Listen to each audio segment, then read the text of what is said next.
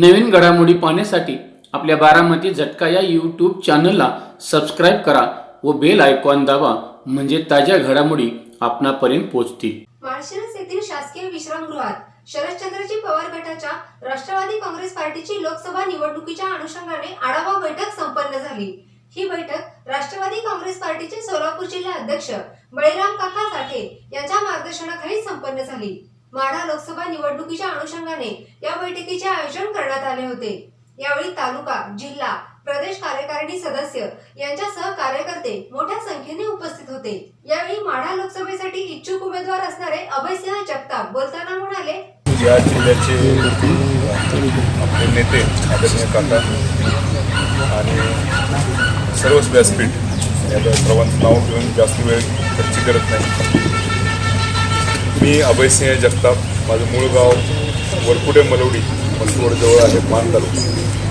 खरं तर या माळशिरस तालुक्याच्या आढावा बैठकीत येण्याचं कारण असं की या संपूर्ण माढा मतदारसंघात साहेब मी फिरतोय.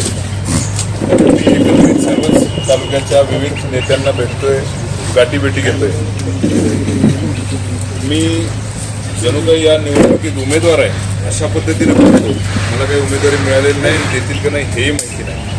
परंतु गेल्या 10 वर्षात मी स्वतः एमटेक केलेलं आहे आणि UPSCच्या 4 मेन्स दिलेत. आता तुकाराम मुंडे, प्रवीण गेडाम हे माझ्याबरोबर अभ्यास करत होते. कायदा, सुव्यवस्था, पॉलिटी या सर्व विषयांचा अभ्यास केला आहे. आणि गेल्या 10 वर्षातली परिस्थिती फक्त तुम्हाला सांगतो.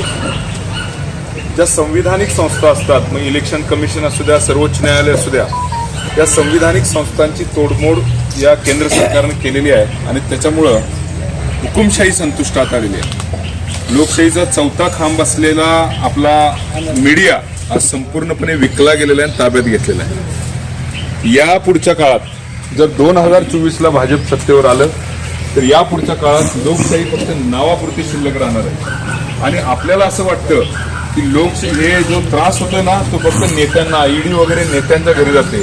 ते कसं आहे तुम्हाला सांगतो, आग लागली ना लांबनं छान दिसते, जेव्हा ती घराजवळ येते ना तेव्हा ती झळ जाणवते. ती आपल्या घराजवळ यायला वेळ लागणार नाही. व्हॉट्सअपचा एखादा मेसेज जरी त्यांच्या विरोधात फॉरवर्ड केला ना तरी तुम्हाला उचलून आत टाकतील. आज महिलांच्यावरचे अत्याचार, साक्षी मलिक सारख्या महिलेला, ऑलिम्पिकवीरला जर तिच्यावरच्या लैंगिक शोषणाच्या विरोधात FIR सुद्धा नोंद होत नसेल तर तुमच्या आमच्या उद्याच्या भविष्यात घरातल्या महिलेवर जर एखाद्या भाजपच्या खासदारानं, कार्यकर्त्यानं जर अत्याचार केले तर तुम्हाला न्याय मिळणार आहे का? याची जाणीव अजूनपर्यंत आपल्याला झालेली नाही. देश अत्यंत वाईट परिस्थितीत चाललाय. म्हणून माझ्यासारखा सामान्य कार्यकर्ता मी ह्या विचारानं बाहेर पडलोय की 543 सीट आहेत लोकसभेत. या पंतप्रधानांचा जीव आहे ना, राक्षसाचा जीव पोपटत असतो ना, तसा या पंतप्रधानांचा जीव या संसदेत आहे. 543 सीट आहेत लोकसभेच्या. मी काय करू शकतो एक सामान्य कार्यकर्ता म्हणून? त्या 543ची 1 सीट माड्यातली आहे आणि 1 कमळ छटायचं काम मी करू शकतो. म्हणून मी ताकदीनं बाहेर पडलो. तुम्ही सर्वांनी एकच लक्षात ठेवा, तुम्ही काही देश बदलू शकत नाही. पण आत्ताच खर्चे साहेबांनी सांगितलं आढावा बैठका वगैरे महिन्याच्या होतील, पण 2 महिने रात्रंदिवस कष्ट करा. या लोकशाही जर टिकवायची असेल, उमेदवार कुणी असू द्या, लोकशाही जर टिकवायची असेल तर आपल्याला इथलं 1 कमळ छाटलं पाहिजे. आज तुम्हाला नेता नाही, आज तुम्हाला तालुक्याचे नेते सगळे निघून गेलेले आहेत. काही विचार करू नका. त्यावेळी औरंगजेब या महाराष्ट्रावर चालून आला, 25 वर्ष नेतृत्व नसलेल्या महाराष्ट्राबरोबर झुंजला आणि इथंच मेला. एवढं लक्षात ठेवा, दिल्लीला हरवायची ताकद या महाराष्ट्रात आहे. आम्ही जर सर्वसामान्य कार्यकर्ते एकवटलो तर हे शक्य आहे आणि महाराष्ट्रच पुन्हा यांना घरी बसवू शकतो. 80 सीट लोकसभेच्या UPच्या आहेत आणि त्यानंतर 2 नंबरच्या 48 सीट महाराष्ट्रात आहेत. आपलं काम आहे 1 कमळ फक्त लोकसभेत जाऊन द्यायचं नाही. बाकीचे लोकसभा क्षेत्रातले बघतील, आपल्याला फक्त 1 कमळ लोकसभेत जाऊन द्यायचं नाही. एवढा एकमेव विचाराने काका मी झटतोय. मला तुम्ही तिकीट द्या नाहीतर देऊ नका. आणि हा अन्याय माझ्यावर सुद्धा होतोय. माझं गव्हर्नमेंटचं काम आहे. मी गव्हर्नमेंटचं काम करताना माझा आमदार मला काय त्रास देतोय मला माहित आहे. माझ्या तालुक्यातले एक माणूस, त्या मायनी कॉलेजचा देशमुख, त्यांना ईडी लावलेली आहे. देशमुख साहेब, आमचे प्रभाकर देशमुख साहेब, त्यांच्या मागे ईडी लावेल म्हणून मग धमक्यात चालल्यात, माझ्या मागे चाललेत. सर्वसामान्य कार्यकर्त्याला सुद्धा आत टाकतील. केरळमधल्या एका शेतकऱ्यावर ईडी लावली, त्याच्या खात्यावर 450 रुपये होते. तुम्हाला ईडीचा नियम माहिती नसला तर सांगतो. साधारणपणे वकील साहेब इथं ते चांगले डिटेलमध्ये सांगतील. साधारणपणे भारताचे लॉ असं सांगतो, जोपर्यंत तुम्ही गुन्हेगार नाही सिद्ध होत तोपर्यंत तुम्ही हे आहे काय म्हणा innocent, unless you are proven guilty you are innocent. पण ईडीचा कायदा कम्प्लीट वेगळा आहे. ईडीमध्ये आपण जसं FIR नोंद करतो पोलिसांमध्ये, तसं तिथे एक रिपोर्ट तक्रार नोंद करायला लागते. आणि FIR नोंद केल्यावर आपल्याला आपण पोलिसांना विचारू शकतो माझ्या विरोधात काय तक्रार आहे. ईडीच्या केसमध्ये तुम्हाला तो अधिकार सुद्धा नाही की तुम्ही विचारावं की तक्रार काय. विदाऊट तक्रारीचं ते तुम्हाला उचलून आत टाकू शकतात. आणि जोपर्यंत तुम्ही स्वतःला हे प्रूव्ह करत नाही की तुम्ही तुमचं चुकलेलं नाही तोपर्यंत तुम्ही जेलमध्ये राहता. त्यामुळे ईडी कुणावर लावावी हे ते ठरवतात आणि त्याच्या मागे लागतात. जयंत पाटील साहेबांना नोटीस, रोहित पवारांना नोटीस, बरोबर ह्याच नोटिसा कशा येतात आलं लक्षात. त्यामुळं ईडी लावली म्हणजे तो माणूस गुन्हेगार आहे असं जे माणसांना वाटतं की ह्यांनी गुन्हा केलाय म्हणून ईडी लागली, हे तुम्ही पहिले समजून सांगा. असं नाही आहे. ईडीमध्ये तक्रार केलं तरी आत टाकू शकतात, असे कायदे बनवलेले आहेत. त्यामुळं ही हुकुमशाही तुमच्या आमच्या दारापर्यंत आलेली आहे. भविष्यकाळ अत्यंत वाईट आहे. मी 1 वर्ष इजिप्तमध्ये काम केलंय, इजिप्तमध्ये होतो. 2008-9चा काळ आहे. तुम्हाला अनुभव फक्त सांगतो आणि त्यानंतर मी थांबतो. 2008-9च्या काळात मी इजिप्तमध्ये काम केलंय. तिथं उंटवाले, टॅक्सीवाले जे आम्हाला फिरवायचे ना, त्यांच्यावर पोलीस इतका अत्याचार करायचे. समजा काही चुकलं ना तर बॅटनने बंदुकीच्या छातीत मारायचे, कळवळायचे, पडायचे. पण एकही माणूस पोलिसांना उलटं बोलू शकत नव्हता किंवा तिथल्या अधिकाऱ्यांना उलटं बोलू शकत नव्हता. मला ती सवय नव्हती. बघायला आपल्याला वाईट वाटतं. मी त्यांना विचारलं की तुम्ही बोलत का नाही, तर ते म्हणले आम्ही सांगणार कुणाला. आम्ही जर त्यांच्या सिनियरला सांगितलं तर ते आत घेऊन अजून मारतात.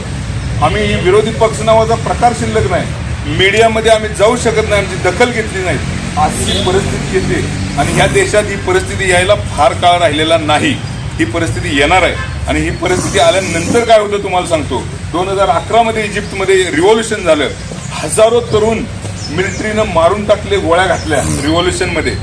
अशी परिस्थिती, रक्तरंजित क्रांती करायची वेळ या देशात येईल आणि ती वेळ जेव्हा येईल तेव्हा आपली लहान पोरं किंवा पोरं आपली तरुण असतील त्यांच्यावर असली रक्तरंजित क्रांतीची वेळ येईल. त्यामुळे ही वेळ जर आणायची नसेल तर आज आणि आत्ता कामाला लागलं पाहिजे. मला काय मिळणार आहे, मी कुठल्या पक्षाचा आहे, काही विचार करू नका. फक्त आणि फक्त यावेळी शिव, शाहू फुले आंबेडकर पुरोगामी विचारसरणी, शरद पवार साहेबांची विचारसरणी ही लोकांपर्यंत सांगा. आणि मी बघतोय बरं का, विचार प्रत्येकाला वाटतं की बदलावं, ते कुणी घेत नाही. साधं फेसबुकवर आपण त्यांना विरोध सुद्धा करत नाही, व्हॉट्सअपवर आपण विरोध सुद्धा करत नाही त्यांच्या विचारधारेला. हे चुकीचं आहे. तुम्हाला पळता येत नसेल तर चालता येत नसेल तर रांगा, पण तुम्ही तुमचं काम करा. अन्यथा परत एकदा कमळ इथं फुललं तर तुमच्या देशात हुकुमशाही आल्याशिवाय राहणार नाही. एवढी तळमळीची विनंती करतो. मला काका तिकीट देऊ द्या तर ना देऊ द्या, पूर्ण ताकदीनं राष्ट्रवादीचं काम करणार आहे एवढं मी सांगतो आणि थांबतो. जय हिंद, जय महाराष्ट्र. समाजातील सर्व जाती धर्मातील नवोदित व अनुभव पत्रकार यांना सुवर्ण संधी. बारामती झटका वेब पोर्टल आणि YouTube चॅनलच्या माध्यमातून सर्वसामान्य व तळागाळातील जनतेच्या मनामध्ये अधिराज्य करून बारामती झटका वेब पोर्टल वाचणाऱ्या वाचकांची संख्या 2 कोटी आणि बारामती झटका YouTube चॅनल पाहणाऱ्या प्रेक्षकांची संख्या 1 कोटी झाली आहे. समाजापर्यंत ताज्या घडामोडी व नवनवीन बातम्या पोहोचण्यासाठी नवीन पत्रकार व अनुभवी पत्रकार यांची नेमणूक गाव, तालुका आणि जिल्हानिहाय अशा करायच्या आहेत. तरी इच्छुकांनी आधार कार्ड, 2 फोटो, मतदान ओळखपत्र घेऊन संपर्क साधावा. बारामती झटका न्यूज चॅनल, संपादक श्रीनिवास शिवाजीराव कदम पाटील, मुख्य कार्यालय अकलूज शासकीय विश्रामगृहासमोर, मिटकल इस्टेट, पहिला मजला, अकलूज, तालुका माळशिरस. संपर्क 98 50 10 49 14, 97 66 70 35 14, 91 30 10 32 14.